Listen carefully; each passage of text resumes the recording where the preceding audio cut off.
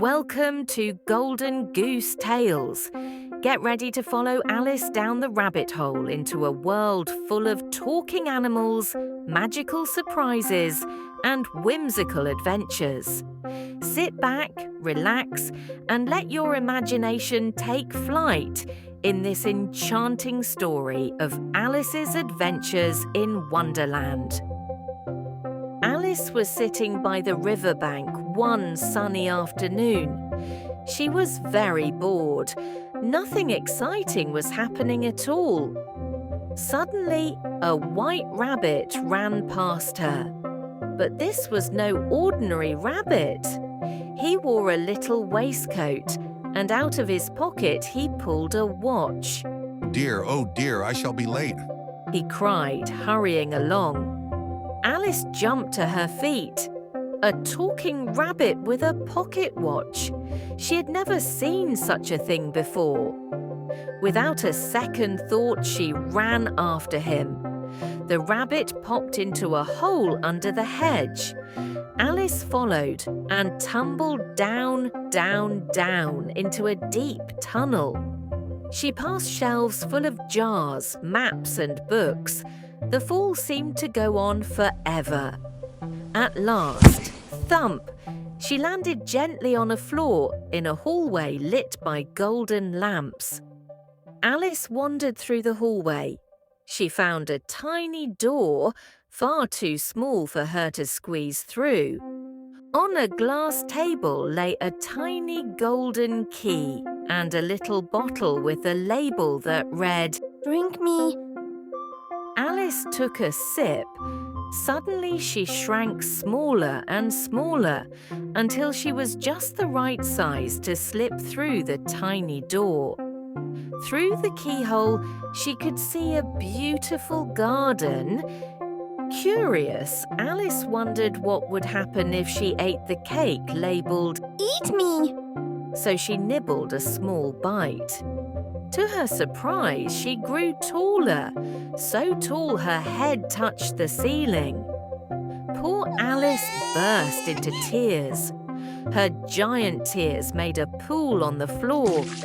When she shrank again, she found herself swimming in the pool with a mouse, a duck, and even a dodo bird.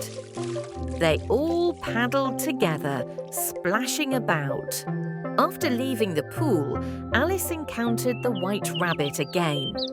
"Oh, Mary Ann, run to my house and fetch my gloves and fan," he cried, mistaking her for his maid.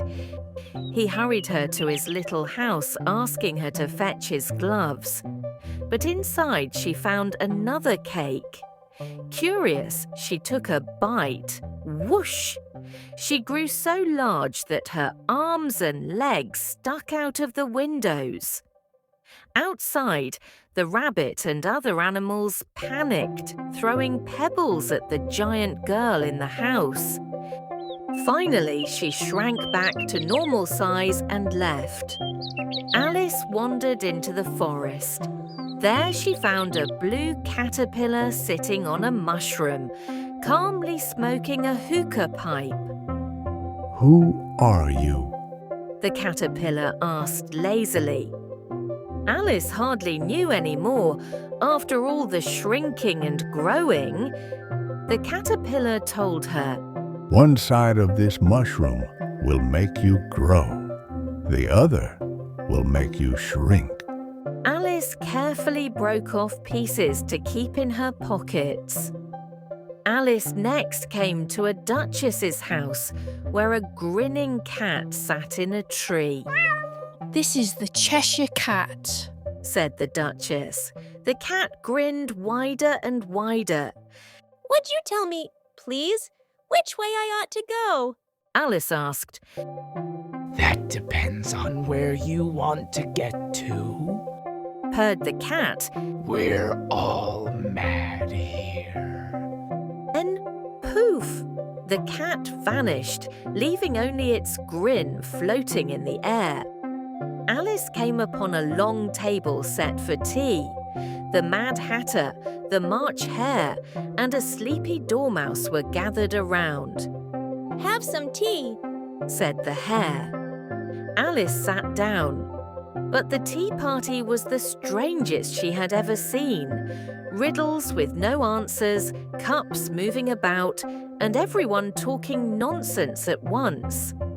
At last, Alice left, shaking her head. In a rose garden, Alice saw card soldiers painting white roses red. The queen will be furious if she finds out. They whispered. Just then, the Queen of Hearts arrived, shouting. Off with their heads.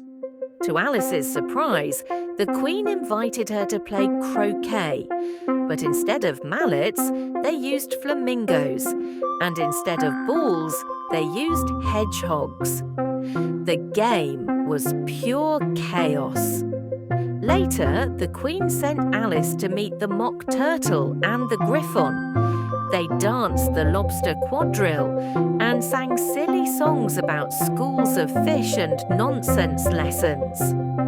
Alice laughed until her sides hurt. The Queen's court was in session. The Knave of Hearts was on trial for stealing tarts. The king wore a crown too big for his head, and jurors were animals scribbling nonsense. The White Rabbit blew a trumpet.